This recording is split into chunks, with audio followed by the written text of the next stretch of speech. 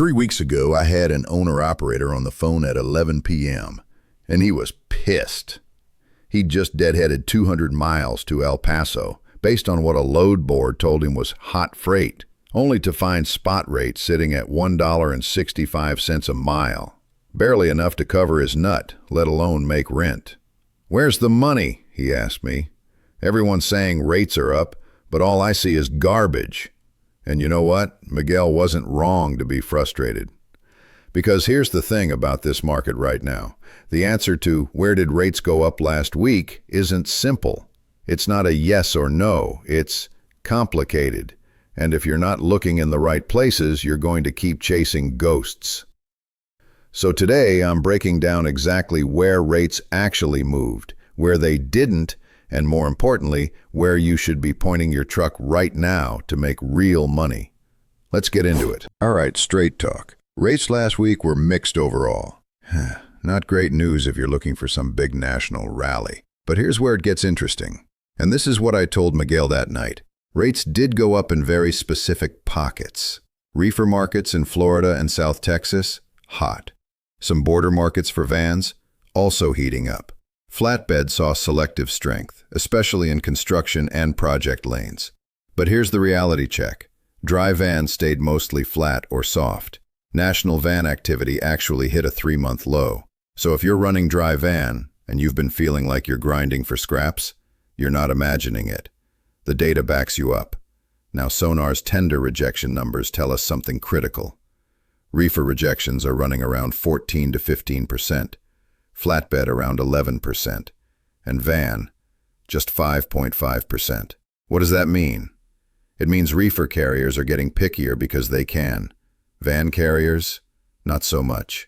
Load-to-truck ratios are steady to mixed across the board. No broad breakout. So the translation here is simple. Stop chasing the whole map. Start targeting the hotspots. Because that's where the money is hiding. And I'm going to show you exactly where those hotspots are. Let me give you the national picture real quick because context matters. Looking at the last 7 days, we're seeing van tender rejections hovering around 5.5%, reefer at 14 to 15%, tightest capacity we've seen in months.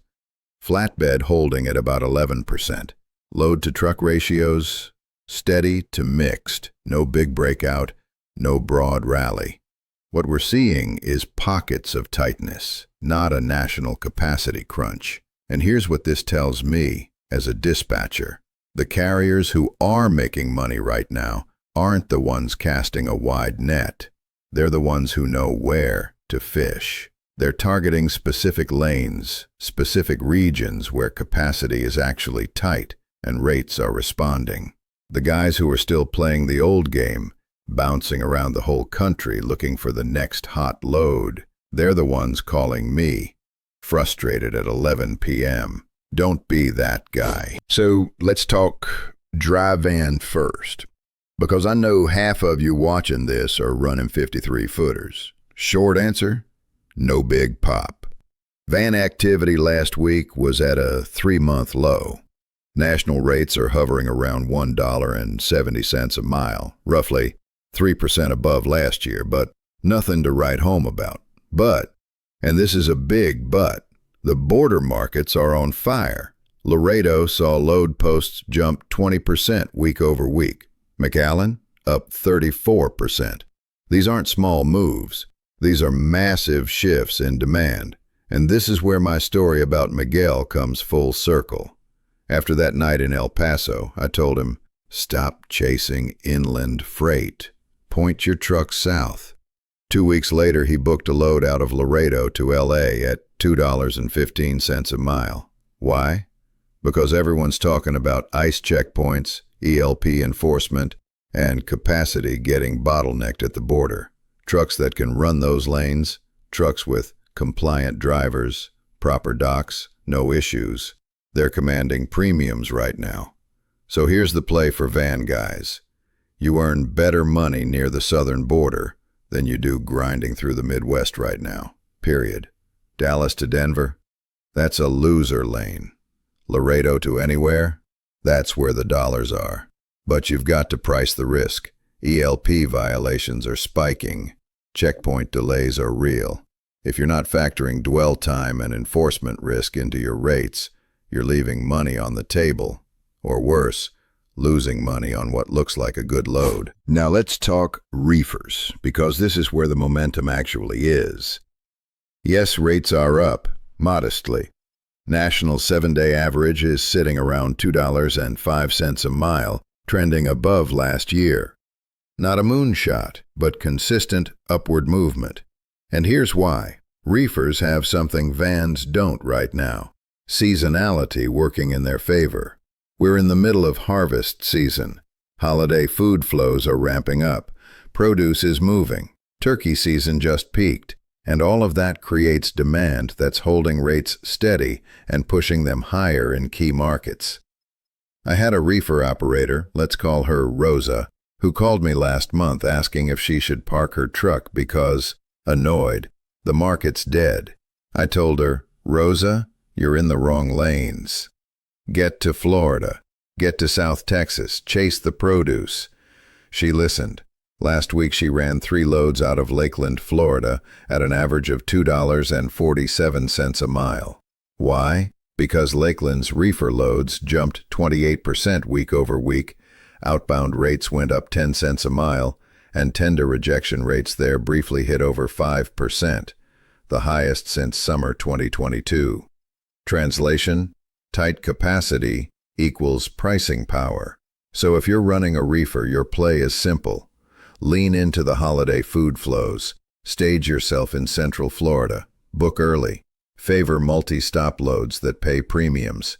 And if someone's offering you a backhaul at $1.80, walk away. You have options right now. The momentum is with reefers more than vans. Use it. Flatbed's a different story. The answer here is patchy. Load-to-truck ratios are elevated. We're seeing numbers around 23.9 nationally. But we're not seeing a broad rate rally. What we are seeing is selective strength in specific corridors, especially those tied to construction projects, industrial demand, or tariff-adjacent lanes. San Francisco Bay Area saw outbound flatbed rates jump 37 cents, 15%, due to strong demand out of Medford, Oregon. That's real money. But nationally, the 7-day average sits around $2.05 a mile, only about 5% above last year. So what's the strategy here? Chase the projects, chase the industrial demand, and avoid long, empty repositioning. I had a flatbed guy last month who took a cheap backhaul from Texas to North Dakota because, at least it's something.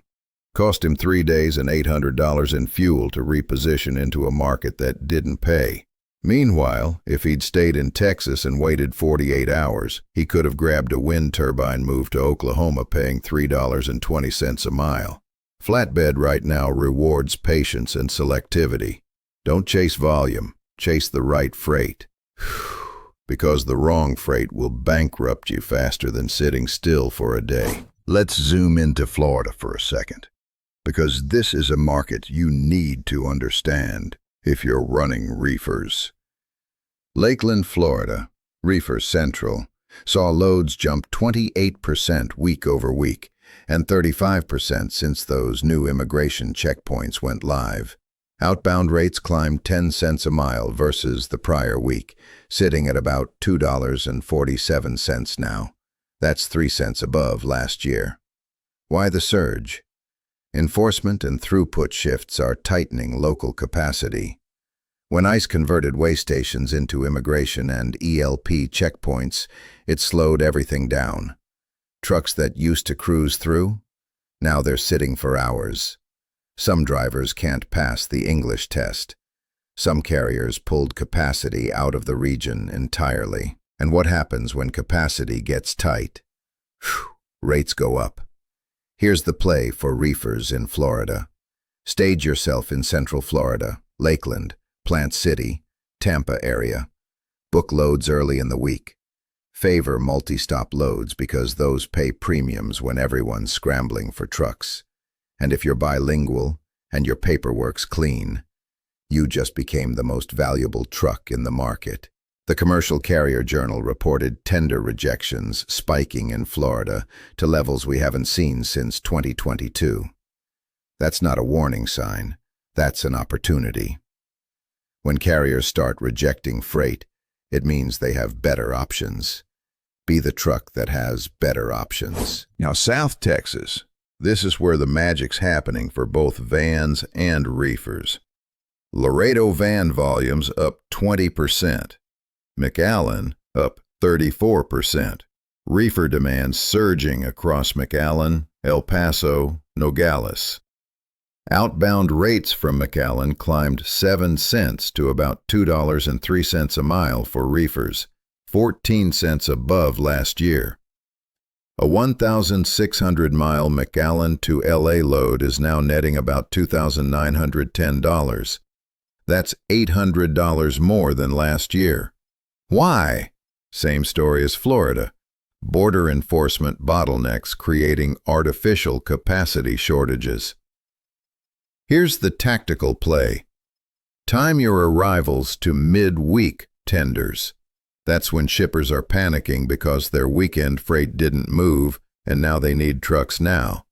That's when you get rate premiums. And here's the upsell. Detention and dwell risk. If you're booking loads out of Laredo or McAllen, you know there's checkpoint risk. Build that into your rate. Tell your broker, I'm pricing 2 hours of detention because that's the reality at the border right now. Most of them will pay it because they don't have another option. One more thing. Favor lanes going to California, New York, or Florida out of South Texas. Those are the high-demand destination markets where spot rates hold up. Don't take a cheap load to Kansas City just because it's available.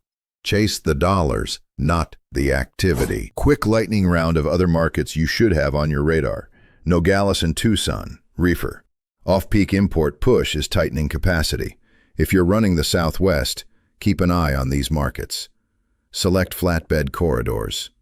Anything tied to infrastructure projects or tariff-adjacent moves, think steel, lumber, equipment.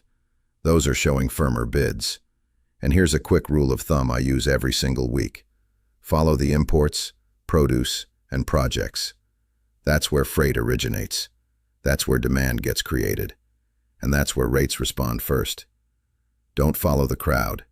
Follow the cause of the freight. Because by the time everyone's talking about a hot market, it's already cooling off. All right, let's bring this home with your actual playbook, the stuff you need to do starting tomorrow. Number 1, chase tightness, not activity. Florida reefers. Texas border markets for both van and reefer. That's where capacity's tight and rates are responding. As I like to say, chase the red on the load board, not the deadhead. Number 2, be picky if you're running van. Prioritize border origin lanes or e-commerce corridors. Avoid soft interior markets like the Midwest right now, unless you're getting paid stupid money. And even then, think twice.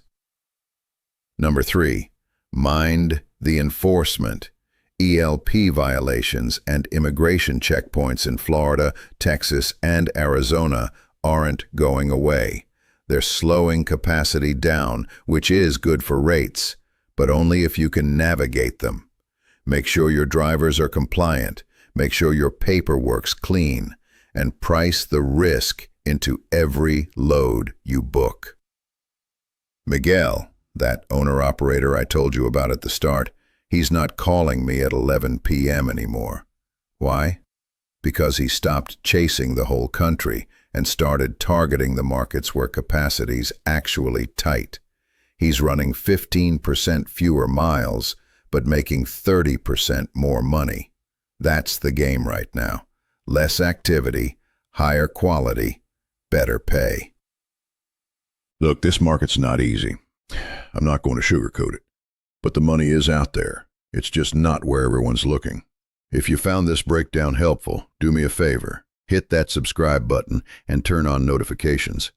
We put out a freight market update every single week with this same level of detail. The real data, the real plays, no fluff. And if you want even more resources, dispatch strategies, rate negotiation tips, compliance updates, head over to the Kinect Logistics page. We're building tools specifically for owner-operators and dispatchers who want to stop guessing and start winning. All right, that's it for this week. Stay sharp out there. And remember, chase the red, not the deadhead.